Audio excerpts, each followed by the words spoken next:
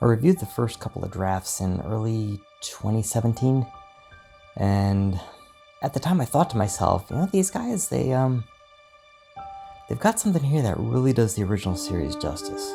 These guys put in a lot of thought just to make sure they really nailed down what the true building blocks of a Sly Cooper story would be. It's actually a really canon idea for a Sly Cooper sequel. It's a chapter of Sly's story that it really highlights the severity of real-life crime. I mean, how long can an outlaw really stay off the radar? At what points does a life of crime catch up with you? Which is a natural evolution of the character to me. So that's what really resonated with me about this project.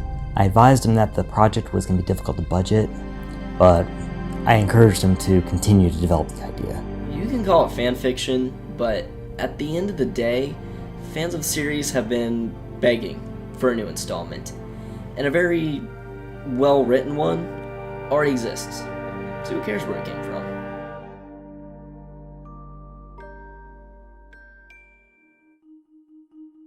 Sly 4 Deceit of Thieves won't try to hide the fact that it's truly a direct sequel to Sly 3, and takes inspiration in the form of each and every detail that pretty much helped to shape Sly 3's story and play it out. So what'll happen here is really a direct result of everything that occurs in the third game. Every great Sly Cooper story has centered around Sly handling his father's unfinished business. And when you really look at Sly 3, it isn't completely clear to us that every loose end had been tied up. There's always been plenty of extra storytelling potential that could follow Honor Among Thieves and keep the same theme as those original 3 games without having to be something that's completely out of left field.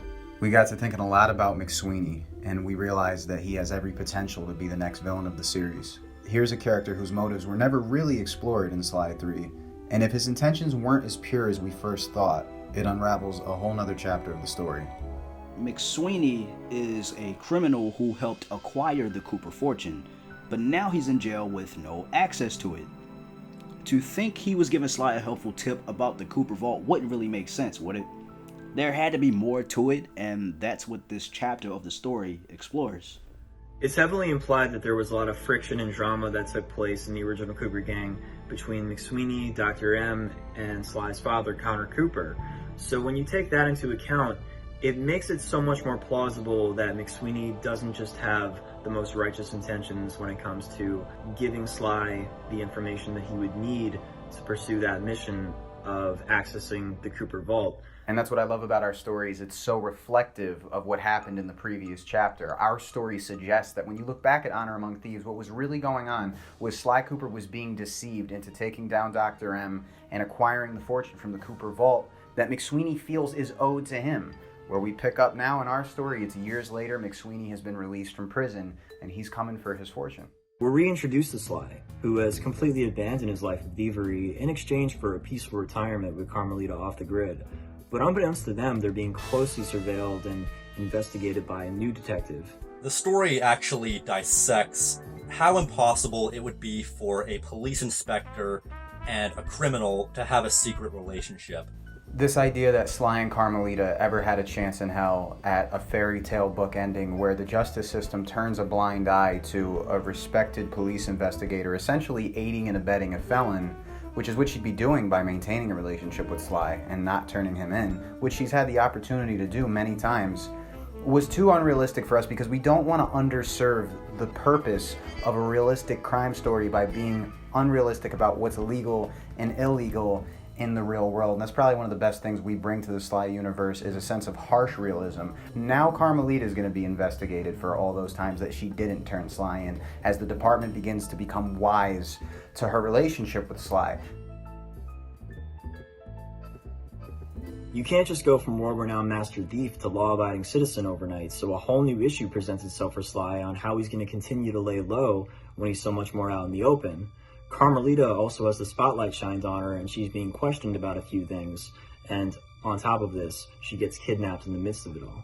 Carmelita's abducted by McSweeney and held ransom in exchange for the Cooper fortune, so Sly must set out to rescue her. All while this is going on, the detective who had been investigating Carmelita, Detective Coulson, is hot on Sly's trail, hoping that Sly will lead him to Carmelita so he could get this big 2-for-1 bust and look like a hero to the department for busting Sly Cooper, as well as Carmelita, who's now viewed as somewhat of a crooked cop.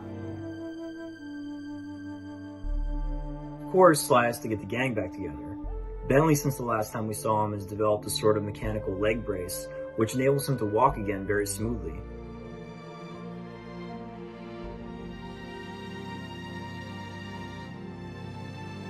Murray has since given up getaway driving and drag racing. He's also retired the Cooper van as a relic of his days with the gang, which he's happy to be able to resurrect, even under terrible circumstances. This is really what these guys do, and in a way they're lost without their old life.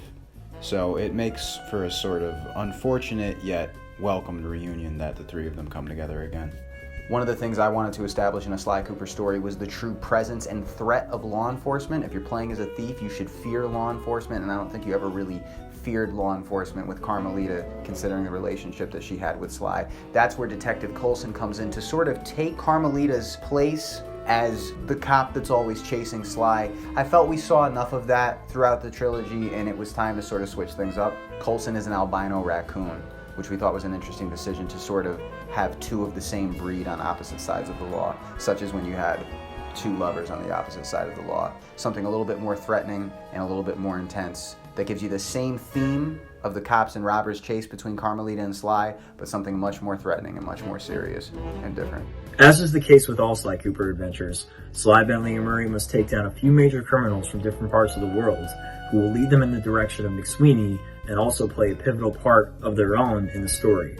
The stakes have never been higher in the entire series. It felt essential to have a chapter of the story where the House of Cards really finally starts tumbling down. How long can an outlaw really stay off the radar? How long can a cop who's closely associated with a criminal really go unnoticed?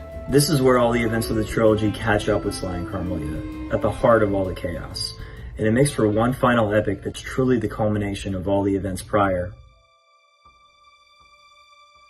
This is such a personal story to adapt for me because I'm a person who comes from a long line of people with fascinating stories who led fascinating lives, really tough, ambitious individuals, and it really is a hell of a thing to be born into the world feeling destined to live up to groundwork that was laid before you in this life, and I am somebody who wears his family name with a lot of pride. Sly Cooper is a franchise that requires a great deal of special treatment and respect in order for it to flourish, and more than ever right now, it needs dedicated fans to revive it.